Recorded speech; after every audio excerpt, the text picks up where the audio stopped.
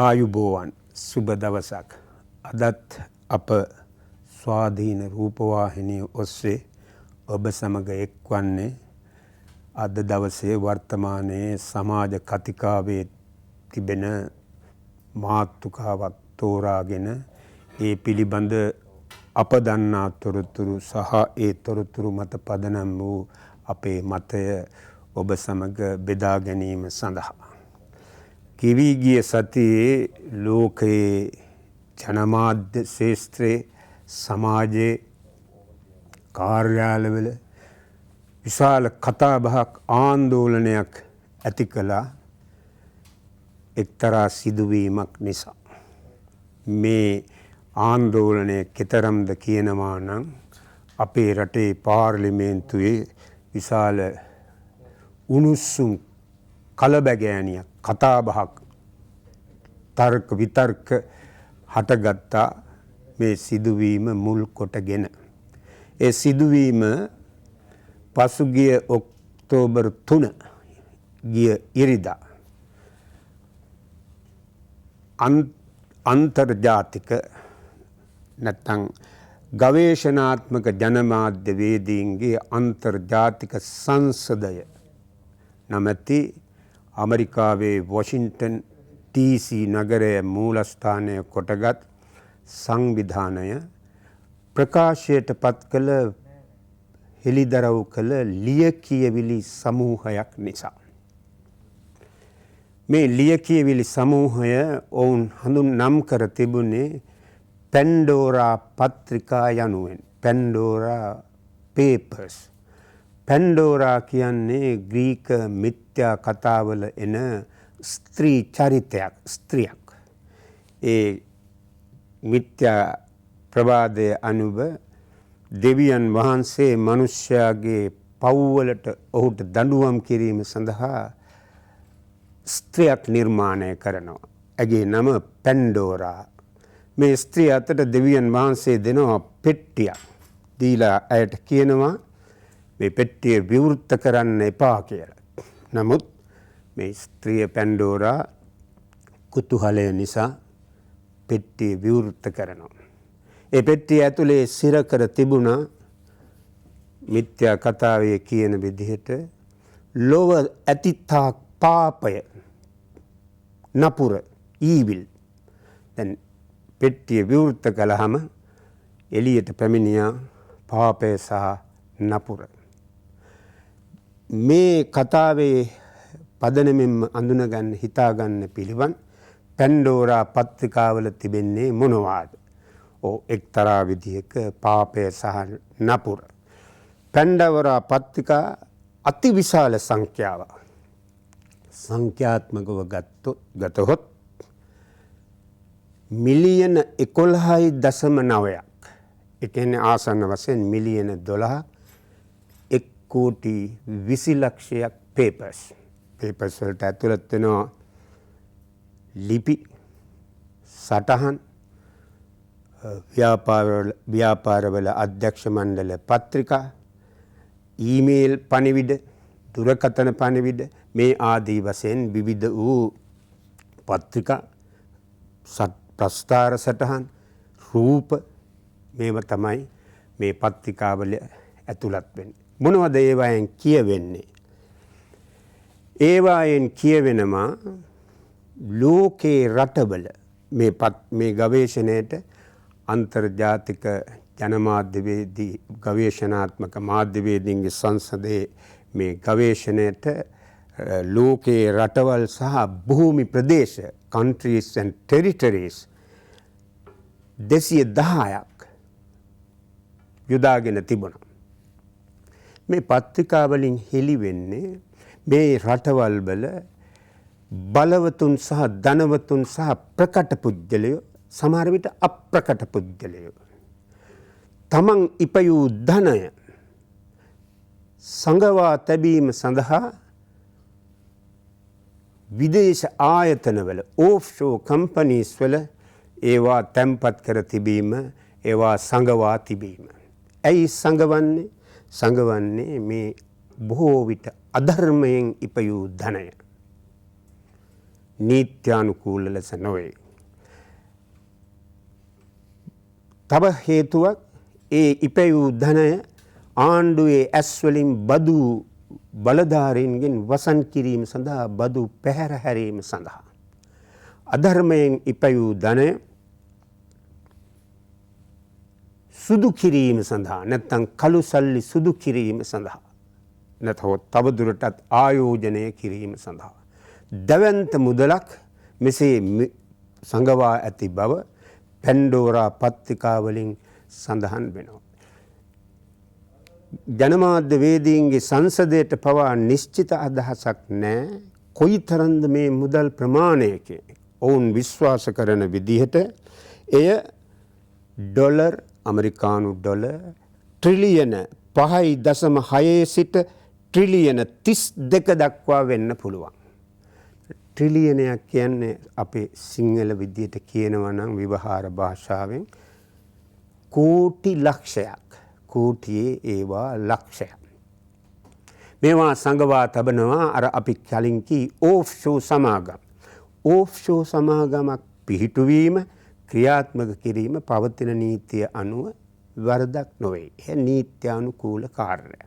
නමුත් මේ නීත්‍යානුකූලව ස්ථාපනය කර ඇති සමාගම් ලෝකයේ ධනවතුන් සහ බලවතුන් ප්‍රයෝජනයට ගන්නවා තමන් අධර්මයෙන් ඉපුවූ ධනය. බදු මඟහැරීම සඳහා සහ ඒ කළු සල්ලි සුදු කිරීම සඳහා බදු පාරාදීසවල ටැක්ස් හෙවන්ස් වල සංගවා තැබීම පිණිස. අපි සරලම නිදර්ශනයක් ගතහොත් අපි ගනිමු මට තිබෙනවා මට නෑ නමුත් අපි හිතමු ලන්ඩන් නගරයේ සුපිරි දේපලක්. නමුත් ඒ දේපල තිබෙන්නේ මගේ නමින් නොවේ ඍජුවම. ඒ දේපල මා වෙනුවෙන් මිලදී ගන්නේ අර ඕෆ්ෂෝ සමාගමක් හෝ සමාගම් දාමයක් විසින්. මෙසේ මේ මුදල් සංගවා තබන පුජ්‍යලයෝ කවුද? ඒ සංගවා තැබීමට බහ ප්‍රයෝජනයට ගෙන ඇති සමාගම් මොනවාද? ඒ සමාගම් ලේඛනයක් මේ ගවේෂණාත්මක ජනමාධ්‍යවේදීන්ගේ සංසදය විසින් ප්‍රකාශයට පත් කරලා තිබෙනවා. ඒක ඊටම කෙටියෙන් කිව්වොත් මේ සංවිධානය ICIJ International Consortium of Investigative Journalists ඔවුන් ප්‍රකාශයට පත් කරලා තිබෙනවා. පැන්ඩෝරා පත්‍රිකාවලින් හෙළිදරව් වෙනවා ලෝකයේ දේශපාලනඥයෝ 336ක් සහ තවත් නිලධාරීන් විශාල සංඛ්‍යාවක් මෙසේ සංගවා ඇති ධනය පිළිබඳ තොරතුරු හෙළි වෙනවා. ඒ දේශපාලනඥයෝ අතර ඉන්නවා දැනට සිටින සහ හිටපු ලෝකයේ රටවල් ගණනාවක නායකයෝ. එක්ක කෙලින්ම ඔවුන්ගේ නම සඳහන් වෙනවා. එහෙම නැත්නම් ඔවුන්ට සමීප පුද්ගලයෝ. දැන් ඒ නායකයෝ අතර දිග ලැයිස්තුවක් මම දෙක තුනක් සඳහන් කරන්න. ජෝර්දානයේ දෙවැනි අබ්දුල්ලා රජු. ඔහු ලන්ඩන් නගරයෙන් ඩොලර් මිලියන 70ක පමණ දේපල මිලදී ගෙන තිබෙනවා ඕෆ්ෂෝ සමාගම් ප්‍රයෝජනයට ගනිමින්. මේ තව ජනාධිපති රාශියක් මේ ලේඛනයෙන් හෙළිදරව් වී තිබෙනවා. රුසියාවේ ජනාධිපති ව්ලාදිමීර් පුතින් ඍජුවම නොවුනත් ඔහුගේ පාලනයේ අභ්‍යන්තර කණ්ඩායමේ සෑම රටකම පාහේ ඒ පාලකයින්ට තිබෙනවා කුස්සි ආණ්ඩුවක් කැබිනට්ටුවක් ඉනර් සර්කල් එකක්. මේ ඉනර් සර්කල් එකේ ප්‍රබලයෝ දෙතුන් දෙනෙක්ගේ නම පැන්ඩෝරා පත්‍රිකාවල සඳහන් වෙනවා. ඊට අමතරව කෙන්යාවේ සිටින ජනාධිපති උහුරු කෙන්යාටා. උහුරු කෙන්යාටා ඉතා ප්‍රකටයි ඒ රටේ දූෂණ විරෝධියෙක් ලෙස. දැන් මේ කාරණය තේරුම් ගැනීම සුදුසුයි. මේ දූෂණ විරෝධය දූෂණයට විරුද්ධ වන පුද්ගලයින්ගේ ඇත්ත ස්වභාවය අඳුනා ගැනීම සඳහා උහුරු කෙන්යාටා ඊළඟට යුක්‍රේනයේ ජනාධිපති වොලොඩ්මීර් සෙලන්ස්කී මේ ආදී වශයෙන් විශාල සංඛ්‍යාවක් ගේ නම් බ්‍රිතාන්‍යයේ හිටපු අගමැති ටෝනි බ්ලෙයා ස්ටර්ලින් පවුන්ඩ් 1,30,000ක පමණ මුදලක් බදු ගෙවීමෙන් මුද්දර ගාස්තු ගෙවීම පැහැර හැරිය බවට පැහැර හැරීම මේ පත්‍රිකා වලින් හෙළිදරව් වී තිබෙනවා. ඉන්දියාවේ ප්‍රකට ක්‍රීඩකයෙක් මේ රටේ ක්‍රිකට් ක්‍රීඩකයෝ ඇලුම් කරන සචින් තෙන්දුල්කර්ගේ නම, පාකිස්තානයේ මුදල් අමාත්‍යවරයාගේ නම, ශ්‍රී ලංකාවේ හිටපු නියෝජ්‍ය ඇමතිවරියක් සහ ඇගේ සැමියාගේ නම තවත් ශ්‍රී ලාංකිකයෝ සිටිනවා මේ පැන්ඩෝරා පත්‍රිකාවල සඳහන් වෙනවා මේ අය. මෙන්න මේ සිදුවීම තමයි පසුගිය සතියේ දැවැන්ත ආන්දෝලනයක් නිර්මාණය කළේ, කතාබහක් ඇති කළේ සමාජයේ මාධ්‍යවල, අපේ රටේ පාර්ලිමේන්තුවේ වෙනත් වේදිකාවල. දැන් මේ පැන්ඩෝරා පත්‍රිකා වලින් කියවෙන මූලික කාරණය තමයි ධනය සංගවා තබන බව. මේ සංගවූ කවුද එසේ ධනය සංගවා තියන්නේ? අධර්මයෙන් ඉපයූ ධනය සංගවා තියන්නේ තබන්නේ කවුද? ඒ මන්ද කියන එක මේ පැන්ඩෝරා පත්‍රිකා වලින් සහ ICIJ සංවිධානය ප්‍රකාශයට පත් කරනවා. කොහෙද මේව සංගවා තබන්නේ? ලෝකයේ බදු පාරාදීස නමින් හඳුන්වන, ටැක්ස් හෙවන්ස් නමින් හඳුන්වන, වෙන වචන වලින් කියනවා නම් අපරාධ සල්ලි වලට නිදහසේ ක්‍රියා කරන්න ඉඩ දීලා තමන් ආදායමක් උපයා ගන්නා රාජ්‍යයන් තමයි මේ ටැක්ස් හෙවන්ස්. ඉතින් අපි සාමාන්‍යයෙන් හිතනවා මේ අපරාධ සල්ලි වලට ඉඩ දෙන රටවල් දුප්පත් රටවල්, අප්‍රිකානු රටවල්, සදාචාරයක් ශිෂ්ටත්වයක් නැති රටවල් කියලා. එහෙම නැහැ. ලෝකයේ බොහෝම ඉදිරිගාමී ලෙස ප්‍රජාතන්ත්‍රවාදය, මානව හිමිකම්, දූෂණ විරෝධය, විනිවිද පෙනෙන භාවය ගැන කතා කරන රාජ්‍යයන් ඒ අතර තිබෙනවා. කීපයක් සඳහන් කරනවා නම් Bahamas, Seychelles, Monaco, Panama, Channel දූපත්, කේමන් දූපත්, සිංගප්පූරුව, ස්විට්සර්ලන්තය, සයිප්‍රස්, වර්ජින් අයිලන්ඩ්, හොංකොං මේ අතර තිබෙනවා.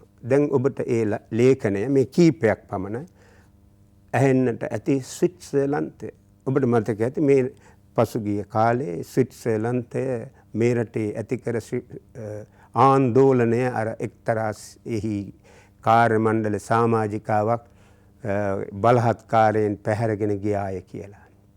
ඒ අවස්ථාවේ ඔවුන් ලෝකයට පෙන්눔 කරන්න හැදුවා ස්විට්සර්ලන්තය අතිශය ශිෂ්ට සම්පන්න, ලිබරල්, ලෝකයේ ඉහළම සමාජ පරමාදර්ශී ප්‍රමිතීන් අනුව ක්‍රියා කරන රාජ්‍යයක් බව. නමුත් සත්‍යය නම් ලෝකයේ බොහෝ රටවල බලවතුන් සහ ධනවතුන් උපයන අපරාධ සල්ලි, කළු සල්ලි, අධර්මයෙන් ඉපෙවූ ධනය ගබඩා කරලා තිබෙන තැනක් තමයි ස්විට්සර්ලන්තය. ඊට අමතරව මෙතන තියෙනවා බ්‍රිතාන්‍ය සමාගම්. ඇමරිකා එක්සත් ජනපදයේ ප්‍රාන්ත කිහිපයක් තිබෙනවා මේ කළු සල්ලි සැඟවීම සඳහා උදව් කරන සමාගම් ක්‍රියාත්මක වන. ඒ ඇමරිකා එක්සත් ජනපදයේ ප්‍රාන්ත අතර සවුත් ඩැකෝටා, දකුණු ඩැකෝටා ප්‍රාන්තය, ටෙක්සාස්, නෙවාඩා, ඩෙලවෙයා. ඩෙලවෙයා කියන්නේ වත්මන් එක්සත් ජනපද ජනාධිපතිවරයාගේ දේශපාලන මුල්බිම. ජනාධිපති ජෝ බයිඩන් මුලින්ම සෙනේට් සභාවට පත්වෙන්නේ ඩෙලවෙයා ප්‍රාන්තය නියෝජනය කරමින්. දැන් මේන් පැහැදිලි අපට තේරුම් ගන්න පුළුවන් මේ දූෂණ ජාලය ලොව පුරා පැතිර තිබෙන ආකාරයත්, දූෂණයට විරුද්ධ කුරුස යුද්ධයේ පෙරමුණේ සිටින පුජ්‍යලයොත් රාජ්‍යයනොත් ඒ දූෂණ නරාවලේ ගැලී සිටින ආකාරයත් මෙයින් අපට අඳුනා ගන්න පිළිවන්. දැන් මෙවැනි පත්‍රිකා එළුදිටු ප්‍රථම අවස්ථාව මෙයද නැහැ. මීට පෙර වසර ගණනාවක් තිස්සේ වරින් වර ICIJ ආයතනය සහ සමහර විට තවත් ආයතන විවිධ කාලවලදී මෙවැනි වංචනික ක්‍රියා මුදල් ධනය සැඟවීම හෙළිදරව් කර තිබෙනවා. එයින් කීපයක් ගතහොත් 2013දී offshore leak නමින් පත්‍රිකා විශේෂයක් එළිදුටුවා. 2014දී චයිනා ලීක් නමින් පත්‍රිකා විශේෂයක් නැවතත් 2014 අවසාන භාගයේදී ලක්ස් ලීක්ස් නමින් මේ ලක්ස් ලීක්ස් කියන්නේ යුරෝපීය රාජ්‍යයක් වන ලක්සම්බර්ග්හි ධනය සැඟවීමේ ක්‍රියාදාමයේ හෙළිදරව් කළ පත්‍රිකාවලට ඉන්පසු 2015දී ස්විස් ලීක්ස් 2016දී Panama Papers මේ 2016 අපේ රටෙත් විශාල ආందోලනයක් ඇති කළා. මන්ද මේ රටේ ප්‍රකට චරිත කිහිපයක්ම ඒ Panama Papers වල සටහන් වී තිබුණා. Panama Papers කියලා කියන්නේ ඒ ගවේෂණයට පාදක වුණේ පැනමා රාජ්‍යයේ ක්‍රියාත්මක වන දැන් තිබෙනවාද මම දන්නේ නැහැ මොසැක් ෆොන්සේකා නමැති ආයතනයක් මෙසේ ධනවතුන්ගේ ධනය සංගවා තැබීමට ක්‍රියා කර ඇති ආකාරය සහ සංගවා ඇති ධනය ගැන තමයි පැනමා පේපර්ස් වලින් කියවුණේ. ඊට පස්සේ 2017දී පැරඩයිස් පේපර්ස් නමින් හෙළිදරව්වක් සිද්ධ වුණා. මේ හෙළිදරව් කිරීම සඳහා ICIJ ආයතනය විශාල ප්‍රයත්නයක් දරනවා. මහන්සියක් ගන්නවා. නිසකවම ලොකු මුදලක් වැය කරනවා. පැන්ඩෝරා පේපර්ස් එළිදක්වන්න හවුල්ලුණු මාධ්‍යවේදීන්ගේ සංඛ්‍යාව රටවල් 140කින් පැමිණි 600කට වැඩි මාධ්‍යවේදීන් සංඛ්‍යාවක් මේ කාර්යයට දායක වෙලා තියෙනවා උදව් වෙලා තිබෙනවා. ඒ ඔවුන් සොයාගත් දැවැන්ත තොරතුරු ප්‍රමාණය පරිගණක භාෂාවෙන් කියනවා නම් ටෙරාබයිට් 2.994ක් අතිවිශාල ධාරිතාවක්. මෙයින් පැහැදිලි වෙනවා ICIJ ආයතනයේ සංවිධානය ඉමහත් ඕනෑකමකින් උනන්දුවෙන් මේ කාර්යයේ නිරත වන බව. ඔවුන්ගේ තේමා පාඨය වී තිබෙන්නේ truth will come out. සත්‍ය කවදා හෝ එළිවේවි කියන එක. මේ ප්‍රයත්නය අවංක ආධ්‍යාශයෙන් කරන්නක් විය යුතුයි. එසේ වුවත් එහි ප්‍රතිඵල පිළිබඳව නම් ප්‍රශ්නාර්ථයක් තිබෙන්නේ. මේ දක්වා කළ හෙළිදරව් නිසා කිරීම නිසා ලෝකයේ දූෂණය අඩුුනේ නැහැ. ඒ හෙළිදරව් කිරීම කළ කාලයේදී දැවැන්ත විශාල කතාබහක් ඇති වෙනවා. ආందోලනයක් ඇති වෙනවා. ඉන්පසු ඒ හඬ මියදෙනව නැත්නම් ඒ පත්‍රිකා ඉතිහාසයේ හමස් පෙට්ටියට එකතු වෙනවා. 2016 පැනමා පත්‍රිකා පැමිණි විට පමණක් යම් ප්‍රතිඵලයක් ඇති වුණා. ඒ පත්‍රිකා ප්‍රකාශයට පත් වූ වහාම වාගේ අයිස්ලන්තයේ ජනාධිපතිවරයා එදා සිටි ජනාධිපතිවරයා මේ චෝදනා පිළිබඳ විභාග කරන්නත් කලින් ඉල්ලා අස්වුණා. ඊට අමතරව පැනමා පේපර්ස් වලින් නම කියවුණා එදා පාකිස්තානයේ සිටි අග්‍රාමාත්‍ය නවාස් ෂරීෆ්ගේ නම. නවාස් ෂරීෆ්ගේ දරුවන් ඩොලර් මිලියන ගණන් වටිනා දේපල ලන්ඩන් නගරයෙන් මිලටගෙන ඇති බව ඒ පැනමා පත්‍රිකාවල සඳහන් වුණාම ඒ දවස්වල නවාස් ෂරීෆ්ට එරෙහිව සිටි වත්මන් අගමැතිවරයා ඔහුගේ දේශපාලන තරගයේදී ඉම්රාන් ખાન නවාස් ෂරීෆ්ට එරෙහිව මේ චෝදනා මුල් කොටගෙන අධිකරණයට ගියා. අධිකරණයේ පංච පුද්ගල විනිසුරු මණ්ඩලයක් විසින් නවාස් ෂරීෆ් වැරදිකරු කළා. ඔහුට අග්‍රාමාත්‍ය ධුරය අහිමි වුණා. මේ හැරුණු විට අප දන්නා ප්‍රමාණයට මේ දැවැන්ත ව්‍යායාමයකින් හෙළිදරව් කරන තොරතුරු නිසා දූෂණය, වංචාව, අධර්මයෙන් ධනය ඉපීම, කොල්ලකාරී ලෙස ධනය රැස් කිරීම නතර වී නැහැ. එය දිගින් දිගටම වෙනත් මාර්ගවලින් සිදු වෙනවා. විදේශ සමාගම්වල ධනය සංගවන අය ඒ බව හෙළිවන ආකාරය අද දැනගත්තාම ඊළඟ අවුරුද්දේදී කරන්නේ වෙනත් උපක්‍රමයක් පාවිච්චි කරනවා එය හෙළිදරව් නොවීම සඳහා. ඇයි මෙහෙම වෙන්නේ? මෙන්න මේක පිළිබඳව අපගේ මතය අපි තොරතුරු සහිතව අපි මේ ජීවත් වෙන්නේ දේපල හිමිකාරීත්වය මත නිර්මාණය වූ පන්ති සමාජයක. ඒ කියන්නේ අපට තිබෙන ධනය අනුව සමාජයේ ජන කොටස් පන්තීන් අනුව බෙදී ගිය සමාජයක.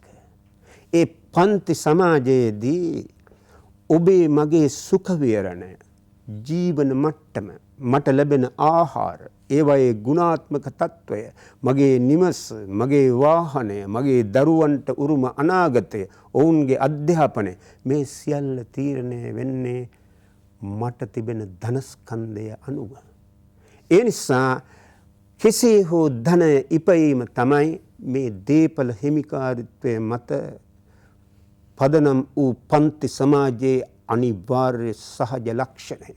මේ බණ කියලා හෙළිදරව් කරලා ලේසියෙන් ඉවත් කරන්නට බෑ. අප මේ අසාධාරණ අසම සමාජ රටාව වෙනස් කරන්නේ නැත්නම්. මම දන්නේ ඒ කවදා සිදු වෙයිද කියලා. මේ තමයි අප දකින සනාතන සත්‍යය. විරාමයට කලින් නිදසුන් කීපයක්.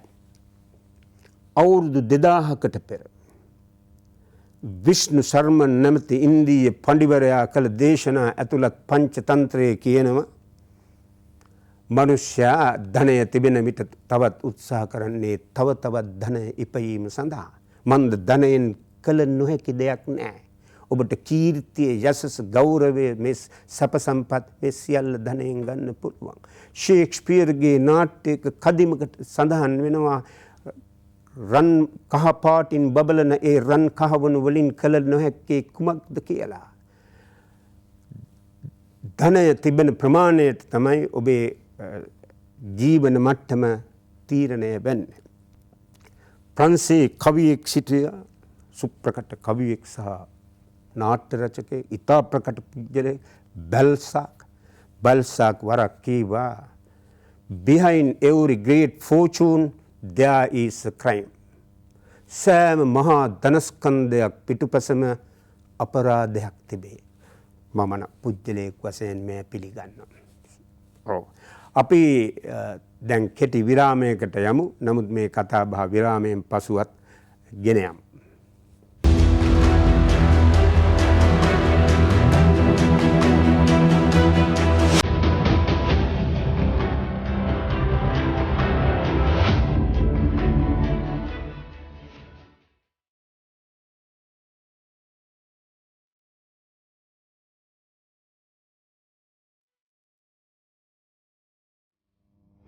අපි කියමින් සිටියේ ධනය උත්පාදනය ගැන. මා අන්තිමට සඳහන් කළේ බැල්සාක් නැමැති ප්‍රංශ කවියා සහ නාට්‍ය රචකයා. ඔහු කීවා behind every great fortune there is a crime.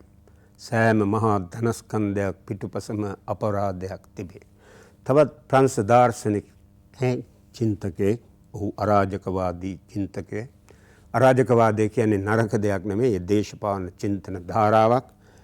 ඔහුගේ නම පියරේ ජෝසප් ප්‍රුඩෝන්. ඔහු ග්‍රන්ථයක් සම්පාදනය කළ. එහි නම What is Property? දේපල යනු කුමක්ද?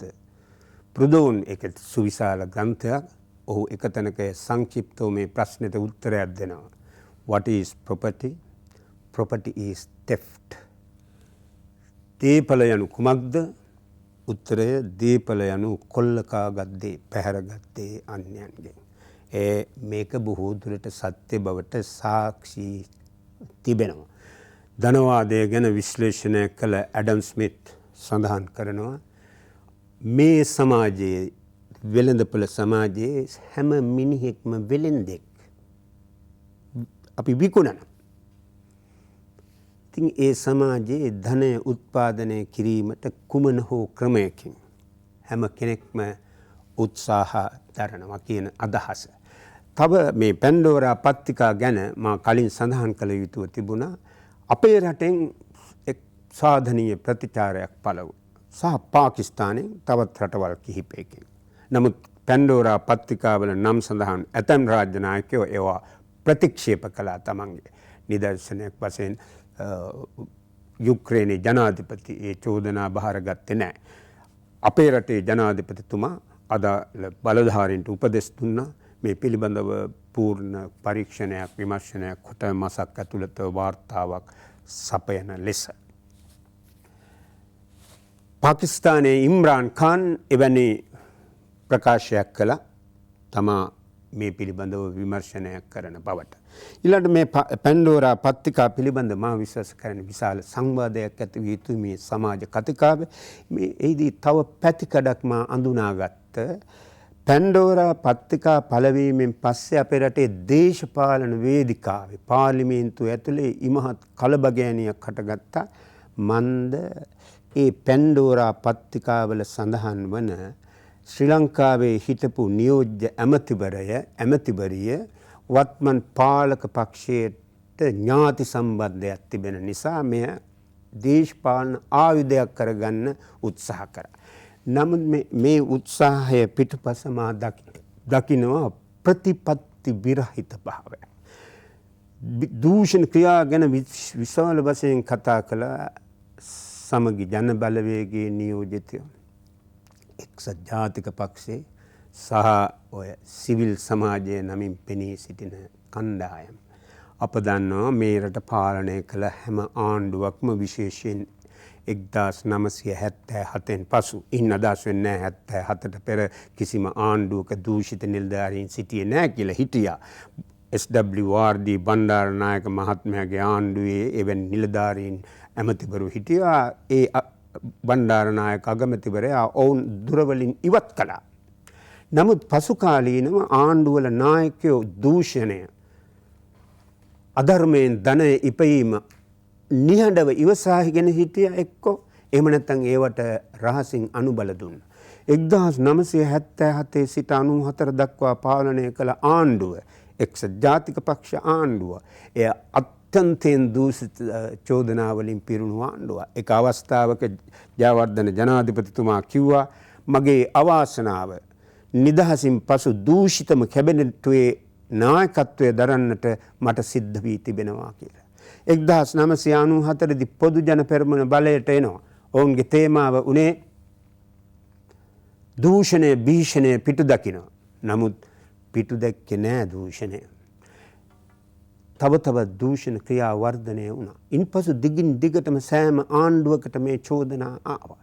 දැන් අපි දුටුවා පාර්ලිමේන්තුවෙත් ඉන් පිටතත් ජනතා විමුක්ති පෙරමුණ මේ විශාල ආයුධයක් කරගත්තා.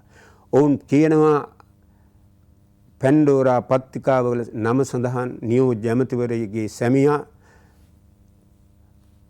දේශපාලන සම්බන්ධතා ගැන එනම් එක්සත් ජාතික පක්ෂයේ නායකයා සමග තිබෙන මිත්‍ර සන්තවය ගැන ඒ යහපාලන ආණ්ඩුව ගෙන එන්න ඒ යහපාලන ආණ්ඩුව රැකගන්න ඒ යහපාලන ආණ්ඩුව සමග එක ඇඳේ නිදාගත්ත එකගේ කෑව පක්ෂයක් ජනතා විමුක්ති පෙරමුණ. එදා ඔවුන් මේ දූෂණය ගැන දුටුවේ නැහැ. පැනමා පත්තිකා වලින් එක්සත් යහපාලන ආණ්ඩුවේ ඇමතිවරුන්ගේ සමීප නිලධාරීන්ගේ නම සඳහන් වුණාම මෙවැනි ഘോഷාවක් ඇති කළේ නැහැ. මේ තමයි මා දකින විදිහට පල්වල ඉහගෙන කෑමේ දේශපාලනය. මේ සමාජයේ කුණපයක් මා කලින් කී පරිදි පන්ති සමාජයේ කුණපයක්. ඒ කුණපය විකුණාකමින් ජනතාව මුලා කිරීමේ දේශපාලන සංස්කෘතියක් අපේ රටේ දකින්නට පුළුවන් සෑම පාර්ශවයකම පුජ්‍යලයන් දේශපාලන චරිත අතර. මෙයින් අදහස් වෙන්නේ හැම පුජ්‍යලයම කියලා, නමුත් විශාල පිරිසක්. දැන් අපි අපේ කතාබහ අවසන් කරන්න කලින් මා සඳහන් කරන්න නැවත යන්න කැමති ඇෆ්ගනිස්තානයට. පසුගිය සිකුරාදා ඔක්තෝබර් 8 ඔබ දන්නවා ඇෆ්ගනිස්තානයේ ජනතාවගෙන් බහුතරය ඉස්ලාමී මුස්ලිම්. ඇෆ්ගනිස්තානයේ කුන්දුස් නගරේ ෂියා මුස්ලිම් භක්තිකයින්ගේ දේවස්ථානයක විශාල පිරිසක් යාඥාවේ නිරතව සිටින විට මරාගෙන මැරෙන බෝම්බ ප්‍රහාරයක් පිපිරීමක් සිද්ධ වුණා. එසැනයි 50කට ආසන්න පිරිසක් මිය ගියා. 100කට අධික පිරිසක් තුවාල ලැබුවා. ගෙවී ගිය සතියේදී මෙවැනි ප්‍රහාර 3ක් සිද්ධ වුණා එක්සත් ජාතීන්ගේ නිරීක්ෂකයෝ සඳහන් කරන ආකාරයට. මේ ප්‍රහාර 3ම ඉලක්කය වී තිබුණේ ෂියා මුස්ලිම්වරු. ෂියා මුස්ලිම්වරු ඇෆ්ගනිස්තානයේ සුළුතරයක්. සුන්නි මුස්ලිම්වරු ෂියා මුස්ලිම්වරු සලකන්නේ ෂියා භක්තිකයෝ මිත්‍යා දෘෂ්ටිකයෝ ලෙස. ඔවුන්ගේ පිළිගැනීම අනුව මිත්‍යා දෘෂ්ටිකයෝ ඝාතනය කරන්නට ඕන. මෙය කිසිසේත්ම අනුමත කළ නොහැකි වියරු මතවාදයක්. නමුත් මේ වියරු මතවාද දරන පිරිස් වලට මෙසේ මිනිසුන් ඝාතනය කරන්න ඉඩ ලැබුණේ කෙසේද? ඒ සිකුරාදා ප්‍රහාරයේ වගකීම බාරගෙන තිබෙනවා ඇමරිකානු සහ නේටෝ හමුදා ඇෆ්ගනිස්තානයෙන් ඉවත්ව යාම පටන් ගැනීමෙන් පසු සහ පසුගිය අගෝස්තු 15 වෙනිදා තලිබාන් වරු ඇෆ්ගනිස්තානයේ බලය ගැනීමෙන් පසු අගෝස්තු 26 වෙනිදා කාබුල් නුවර ගුවන්තොටුපළේ සිදු වූ මහ පරිමාණ මරාගෙන මැරෙන ප්‍රහාර දෙකේ වගකීම බාරගත් ISK නමැති කණ්ඩායම. IS කියන්නේ ඉස්ලාමික් ස්ටේට්, K කියන්නේ කොරසාන් ප්‍රාන්තයේ IS කණ්ඩායම. IS කණ්ඩායම ගැන අප කතා කළ තිබෙනවා. ඊටාම මූලධර්මවාදී අතිශය මිනිමරු ක්‍රූර විශ්වාසයකින් පෙළඹී ක්‍රියා කරන හිත් පිට නැති කණ්ඩායමක් තමයි. දැන් මේ ඇෆ්ගනිස්තානය නමැති රාජ්‍යයට මෙන්න මේ විපත සිද්ධ වුණේ කෙසේද? මේක තමයි අපි තේරුම් ගන්න ඕන. මේ තමයි ලෝකය පාලනය කරන බලවතුන්. ලෝකයේ සෙසු රටවල් තමන්ගේ බල දේශපාලන දාම්ලෑල්ලේ චෙස් බෝඩ් එකේ ඉත්තු විදිහට සෙසු රටවල් ප්‍රයෝජනයට ගැනීමේ ක්‍රියාදාමයේ ප්‍රතිඵලය අප කලින් ඇෆ්ගනිස්තානය ගැන කියද්දී සඳහන් කළා. 1978 දී ඇෆ්ගනිස්තානයේ බලයට එනවා PDPA ආණ්ඩුව, People's Democratic Party of Afghanistan. ඒ ආණ්ඩුවේ යටතේ බොහෝ අඩුපාඩු තිබෙන නමුත් ජන කොටස් වලට ආගමික සුළු කණ්ඩායම් වලට ස්ත්‍රීන්ට ළමයින්ට සමානව සාධාරණව සලකන ස්ත්‍රීන්ගේ අයිතිවාසිකම් තහවුරු කරන අධ්‍යාපනය සෞඛ්‍ය සමාජයේ ජනතාව අතර යහපත් මට්ටමකින් ලබා දෙන වැඩපිළිවෙලක් අනුගමනය කරා. බ්‍රේවින් ප්‍රගතිශීලී. නමුත් ඔවුන් එක පාපයක් කළා. ඒ පාපය තමයි එදා තිබුණු බලකඳවුරු දෙකෙන් සෝවියට් දේශයේ නායකත්වයෙන් යුත් බලකඳවුරට සමීප වීම. මේ පවට වන්දි ගෙවන්න PDPA ආණ්ඩුවට සිද්ධ වුණා. 1979 ජූලි මාසයේදී ඇමරිකාව රහසිගත සැලැස්මක් යටතේ ඩොලර් මිලියන 500ක් වැය කරමින් ඇෆ්ගනිස්තානයට ඇතුළු වෙනවා රහසිගත ලෙස. මුජාහිදීන් කණ්ඩායම් වලට ඩොලර් මිලියන ගණනින් පගාව දෙනවා. මේ පගාව දුන් බවට සාක්ෂි තිබෙනවා. එක සාක්ෂිකරුවෙක් තමයි සුප්‍රකට ගවේෂණාත්මක මාධ්‍යවේදියෙක්. ඔහු කලක් වොෂින්ටන් පෝස්ට් පුවත්පතේ සේවය කළා. Bob Woodward. ඔහු කියනවා ඔහුගේ ඇසින් දුටු බව මුජාහිදීන් කණ්ඩායම් වල නායකයින්ට දැවැන්ත මුදලක් ඩොලර් මිලියන 80ක පමණ මුදලක් අල්ලස් වශයෙන් දෙන බව.